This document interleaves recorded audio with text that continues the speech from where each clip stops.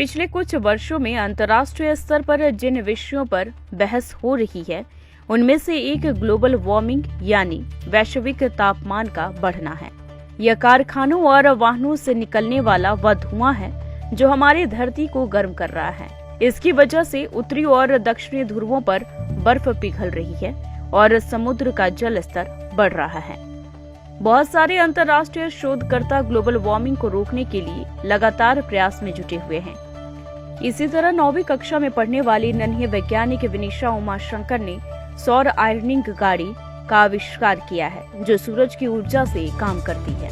12 साल की विनीशा ने महसूस किया कि कोयले को जलाने से पैदा होने वाली गर्मी जलवायु परिवर्तन का एक प्रमुख कारण है। स्कूल से लौटते समय एक बार उसे कपड़े धोकर इस्त्री करने वालों के लकड़ी का कोयला के उपयोग के कारण होने वाले खर्च और पर्यावरण प्रदूषण के बारे में विचार आया।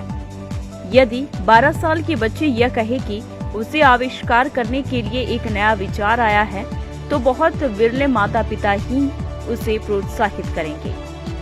विनीशा के पिता उमाशंकर सत्यनारायण अपनी बेटी के करीब रहकर उसके आविष्कार को हर कदम पर प्रोत्साहित करते रहते हैं। बेटी की हर छोटी बड़ी कामयाबी का जश्न मनाते हुए वह उसके साथ खड़े रहे और जब भी कोई छोटी मोटी गड़बड़ी होती थी तो उसे प्रोत्साहित करते थे।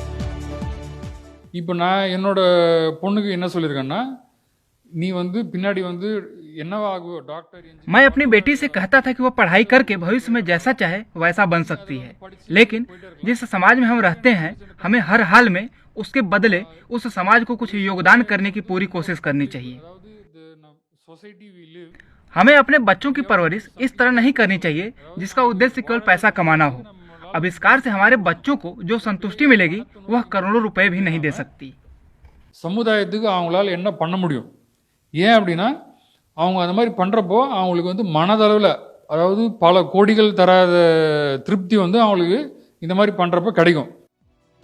विनीशा ने अपने विचार को एक महान आविष्कार में बदलने के लिए करीब 4 वर्षों तक कड़ी मेहनत की।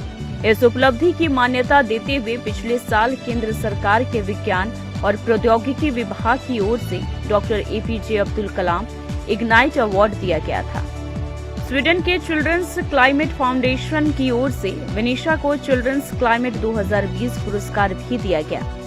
यह पुरस्कार एक ऑनलाइन कार्यक्रम में दिया गया था जिसमें स्वीडन के पर्यावरण मंत्री और उप प्रधानमंत्री इसाबेला लोवे ने भी भाग लिया था। पर्यावरण की रक्षा करने वाले सर्वश्रेष्ठ आविष्कारों को इस पुरस्कार से सम्मानित किया जाता है। आमतौर पर गाड़ी के सबसे ऊपर एक सौर पैनल को लगा दिया जाता है। इस पैनल पर पड़ने वाली सूरज की किरणों से बिजली पैदा होती है। यह बिजली गाड़ी की बैटरी में जाने के बाद आयरन बॉक्स में आती है। इस आयरन बॉक्स को इस तरह से डिजाइन किया गया है कि इस बिजली को संरक्षित करके बारिश और धूप के मौसम में भी बेहतर तरह से काम कर सके। विनीशा जितनी स्पष्टता के साथ बोलती है वह उसकी उम्र की बच्ची से उम्मीद नहीं की जा सकती। वह कहती है कि किसी समस्या को हल करने के लिए कोई खोज उतना ही महत्वपूर्ण है जितना कि समस्या के विरोध में सड़क पर उतरकर जागरूकता पैदा करना। நம்ம ஸ்ட்ரீட்ல போய் ப்ரொटेस्ट பண்ணலாம்। दूसरों को जलवायु परिवर्तन के महत्व के बारे में बताने के लिए हम सड़क पर उतर सकते हैं और विरोध कर सकते हैं, लेकिन बिना कोई जिम्मेदारी लिए लड़ने का कोई फायदा नहीं। इसलिए मैंने जिम्मेदारी लेने का फैसला किया है और पर्यावरण से जुड़े अपने आसपास की समस्याओं को हल करने की कोशिश की। ரெஸ்பான்சிபிலிட்டி எடுத்து நான் ஒரு இன்னோவேஷன் ஐடியா என்னோட லோக்கல் ஏரியாவில் என்ன ப்ராப்ளம் இருக்குது அப்படின்னு பார்த்து நான் கண்டுபிடிக்கிறேன்। நான் மற்றவங்களை எதுவும் சொல்ல போகிறதில்ல। विनीशा को इस साल का तिरुवन्नमलाई जिले का सर्वश्रेष्ठ छात्र होने का पुरस्कार भी मिला है। इसके अलावा उसने केरल स्टार्टअप मिशन से प्रदीप P दन्नूर इनोवेशन अवार्ड और कलाम तकनीकी विश्वविद्यालय से स्मार्टफोन के लिए भी पुरस्कार प्राप्त किया है। यह स्मार्टफोन सेंसर के माध्यम से मानव शरीर की गर्मी को महसूस करता है और इसे खुद ब खुद सक्रिय करता है। इस विकसित होते डिजिटल युग में समय लगाने वाले कुछ छात्रों के बीच विनीशा का अपनी गहरी सोच और उदार प्रयासों से इस दुनिया में बहुत सारे आविष्कार करना और किताबें पढ़ना काफी सराहनीय है। 2400 घंटे लगातार खबरें देखने के लिए डाउनलोड करें ईटीवी भारत ऐप।